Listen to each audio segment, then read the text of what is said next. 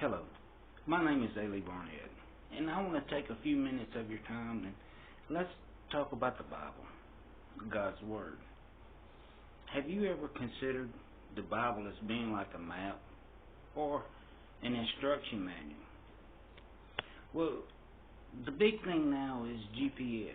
Used to, we used maps to get from city to city or town to town or even find where somebody lives. And now the big thing is GPS, Global Positioning System. We put in the data of where we're going and where we started. And it'll map out the direction and show us a way to get there.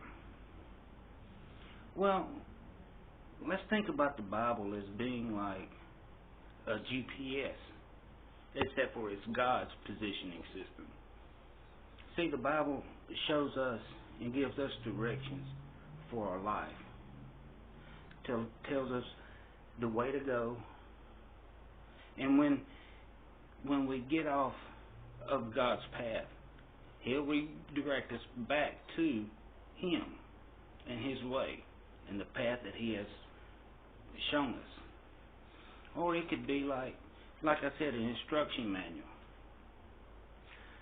Just like if you're baking a cake or you're cooking a meal and you have the recipe right there in front of you and you're following the instructions on what to do next and how to bake that cake or make that special dish. Follow the recipe and the cake will turn out good. And if you're cooking a meal or a special dish, then the dish will turn out the way it's supposed to. See, if we follow God's instructions,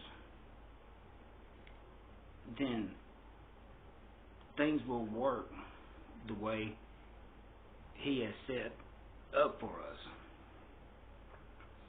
And sometimes in this life we'll go through hard times, heartache, pain, suffering. But see, in James 1 it tells us to consider it pure joy when we go through trials of different kinds. Now, sometimes we'll ask, well, why should we have to go through this? But see, in the next verse in James 1, it says, let patience have its perfect works. And when it has, then we'll be lacking nothing. And when we go through them, Romans 5 tells us that when we go through suffering, suffering builds up our perseverance. Suffering builds up our character. Suffering builds up our hope. So see, it's like steps. We go through these trials, these tests, these heartaches, this suffering, and it builds what's next. All we have to do is find it in the Bible and read it and apply it to our lives. It's in there. Read it. I thank you for your time.